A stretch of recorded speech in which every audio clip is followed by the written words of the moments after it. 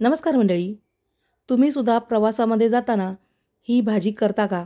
जी भाजी 24 ताससुद्धा चांगली राहते. तर त्यासाठी मी घेतलेली आहे शेंगदाणे घेतलेत भरपूर. कारण की मी भाजी जी घेतलेली आहे ना, ती 1 किलो आहे ना, म्हणून शेंगदाणेसुद्धा भरपूर घेतलेले आहेत. नाही म्हटलं तरी पाव किलो शेंगदाणे आहेत.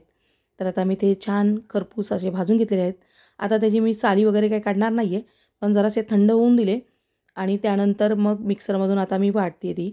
आणि वाटताना ते एकदमच बारीक न वाटता थोडेसे दाणेदार असतात ना, तसेच करून घेते. तर आता मी मिक्सर लावलेला आहे आणि बघा इतकं बारीक असं मी वाटून घेतलेलं आहे. खूप जास्त बारीक नाही आणि खूप जास्त जाडसर नाही. तर मी असे हे शेंगदाणे वाटून घेतलेत आणि आता ते ताटात काढून घेते. आता हा सगळा दाण्याचा कूट जो आहे तो मी एका ताटात काढून घेते. जितका लागतोय तितका काढून घेणार आहे. ही प्रवासामध्ये भाजी का बरी वाटते माहिती आहे?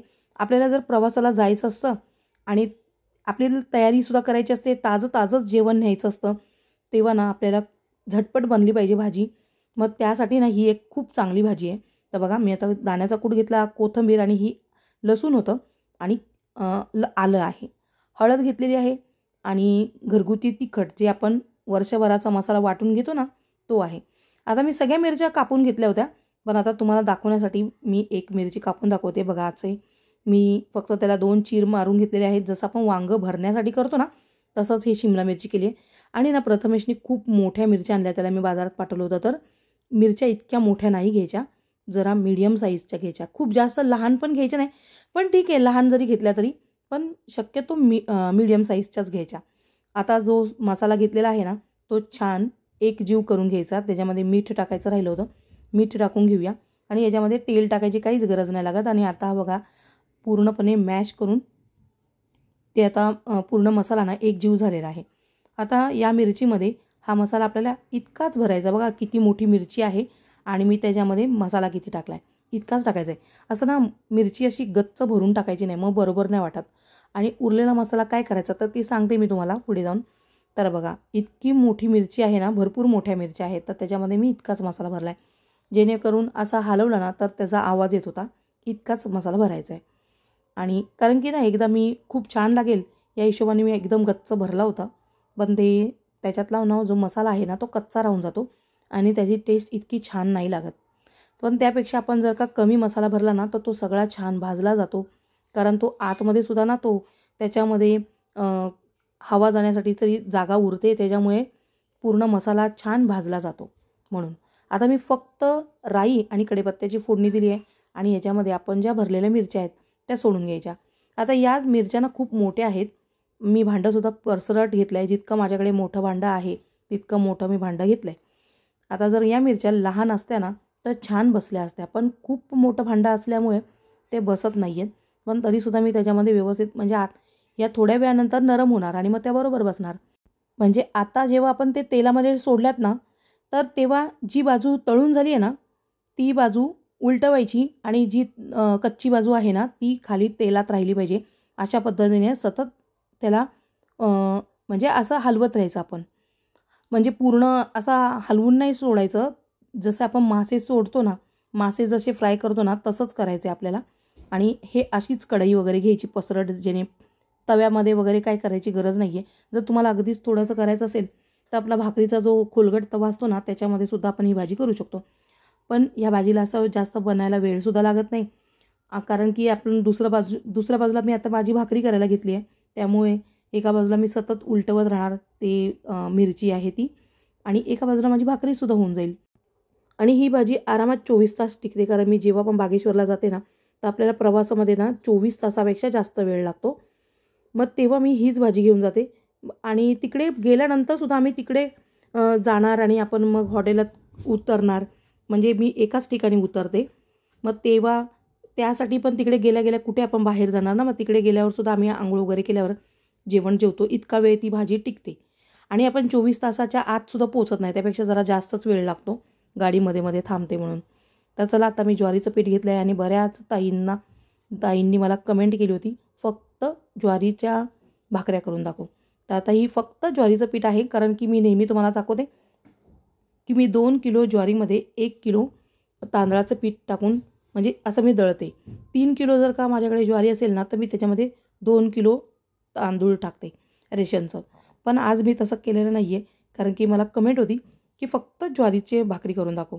तर मग आता मी फक्त भाकरीचंच करते. आता हे पूर्णपणे भाकरीचंच पीठ आहे.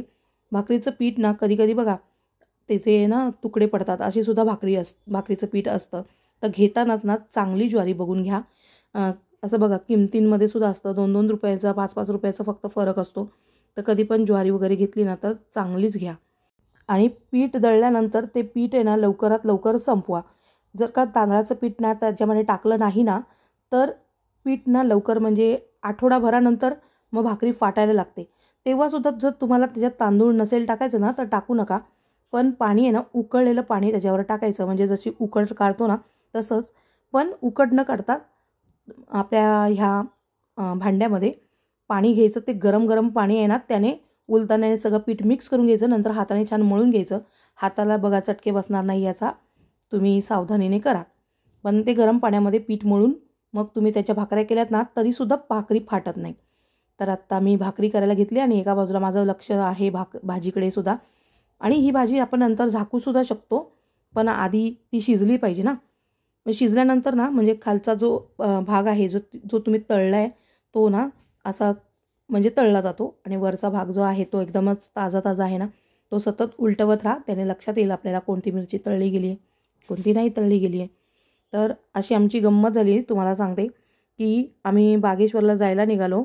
मी नेहमीच ना मे महिन्यात जाते, म्हणजे एप्रिल महिन्यात जाते. ते पण सुरुवातीला म्हणजे मला माहीत नव्हतं, मी इतक्या 2 वर्षात तरी माझ्या लक्षात नाही आलेलं की इतकी गाडीला गर्दी असेल. त्याचप्रमाणे आम्हीसुद्धा आत्तासुद्धा तसंच आम्ही निघालो होतो बागेश्वरला जायला. तर आम्हाला गाडी मिळाली नाही असं झालं आमचं. पण तुम्हीसुद्धा माझं म्हणजे ऐकून कधी पण बघा, एप्रिल महिना सुरू होत असेल ना, मुलांच्या परीक्षा झाल्या की मग नाही गाडी भेटत. पण आम्हाला तेव्हा भेटली होती 5-6 एप्रिलला आम्ही काहीतरी गेलो होतो ना, तर तेव्हा आम्हाला गाडीचा काहीच प्रॉब्लेम झाला नाही. पण यावेळी आत्ता आम्ही खूपच उशिराने गेलो ना, जेव्हा लोक सगळे गावाला जायला निघालेले असतात अशावेळी, त्याच्यामुळे आम्हाला गाडी मिळाली नाही आणि मग आम्हाला रिटर्न यावं लागलं.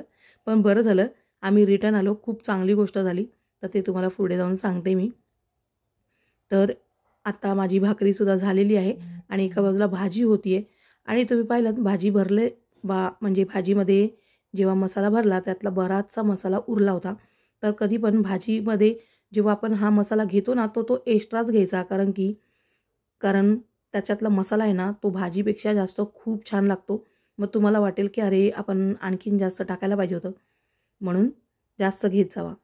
तर आत्ता अशा पद्धतीने माझ्या जवळजवळ सगळ्या भाकऱ्या होत आल्या आणि तोपर्यंत आपली भाजीसुद्धा, आता ही कशी ना मंद आचेवर भाजी करायची असते त्याच्यामुळे तितका वेळ लागणार. म्हणजे जितक्या भाकऱ्या होईपर्यंत ती भाजी माझी शिजलेली आहे. बघा मी परतवून वरती डाग दिसत आहेत ना, मग तसंच मी ती आता जर का आधीच टाकले असते ना शेंगदाणे तर ते उगाच जळाले असते.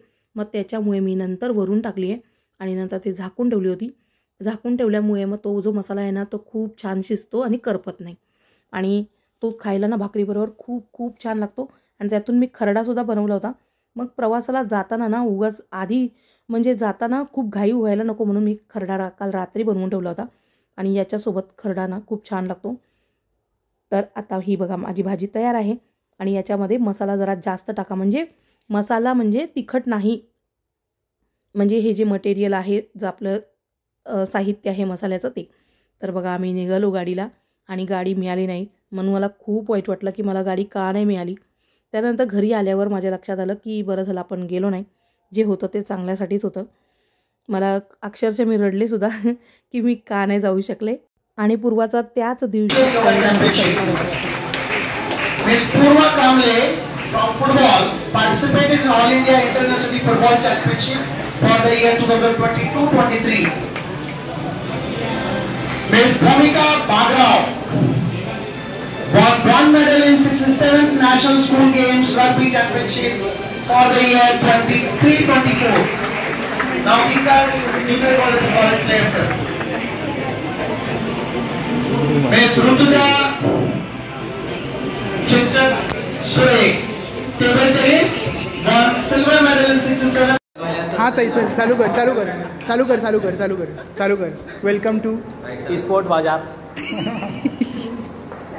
चला, जरी मी बागेश्वरला नाही गेली तर न जातासुद्धा त्यांनी माझ्या सगळ्या गोष्टी इथे राहूनच पूर्ण केल्या, की त्यांनीच सांगितलं असेल बागेश्वर बालाजींनी की तुला यायची गरज नाही आहे, आरामात ये. तर पूर्वाचा असा सत्कार झालेला आहे. आणि बरेच जण मला विचारतात की नक्की पूर्वा करते काय, मग तिला एवढे सगळे प्राईज वगैरे मिळतात.